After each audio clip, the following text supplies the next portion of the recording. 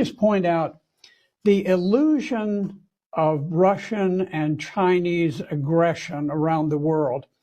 You'll hear this repeated many, many times that, any day, Russia is going to take over the entire world. China's taking over the world. They're doing all this stuff.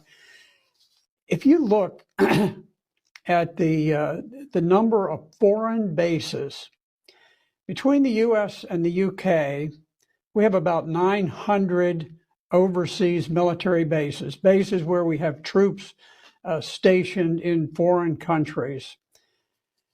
The total bases of the Russians and the Chinese, about 35. About 35 in total. China only has 5 overseas bases compared to the 900 or so U.S. UK.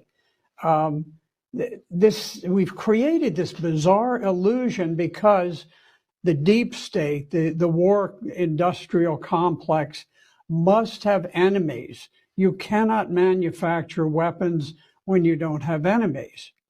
And so we create this illusion that they're coming to get us. They're on our doorsteps. And the fact of the matter is that China is out to make a buck. They want money. The Belt and Road Initiative is very important, but they have a different paradigm. Our paradigm is we go into a country, we set up NGOs, we take over, the government by coup. If we can't, then we just bomb the place to smithereens half the time.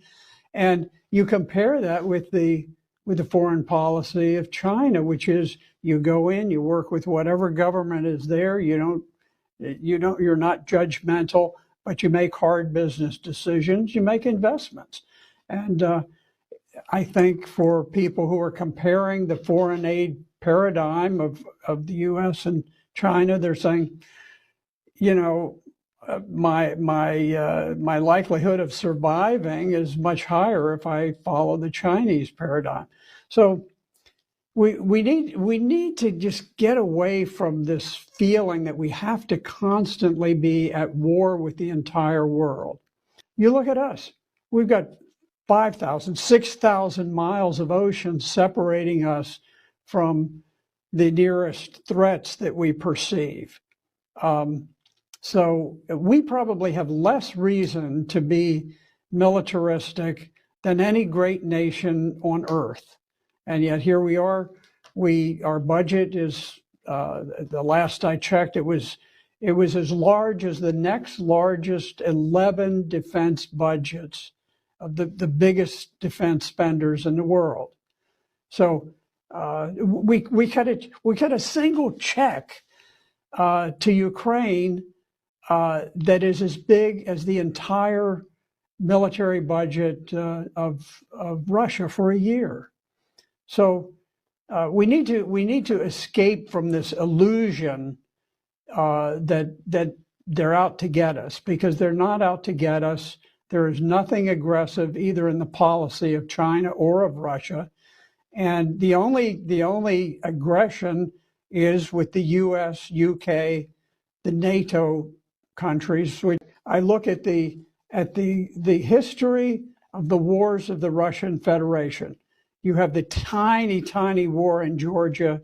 You have the war in Syria, which they didn't get involved in until 4 years after the terrorists had been there. And then finally, at the last moment, they agreed to go in at the request of Syria because ISIS and Al-Qaeda threatened to overwhelm the country.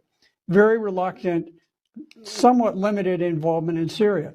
And now you have the situation in Ukraine. You compare that to our situation where we've fought multiple wars against Iraq. We fought in Somalia, we fought in Bosnia, we fought in Haiti, we fought in Kosovo, Afghanistan, Yemen, Libya, Uganda, Syria. I probably missed half a dozen wars that we fought. We fight everywhere. You can literally have a soldier who retires with 30 years active service in the U.S. Army, and he will retire and never have served a single day when the United States was not invading and occupying some country. So to compare that with the situation with Russia and China, where has China fought? Who have they invaded? They've had a couple little border disputes, but that's it.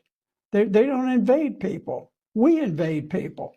So we need to get away from this illusion. If we could ever break away from the illusion that they're out to get us, which is totally false, then we could start chopping back on our defense budget. World tensions could reduce, and we could get back to making cell phones or whatever we do for a living, and have a genuine economy that wasn't based on killing people in foreign countries.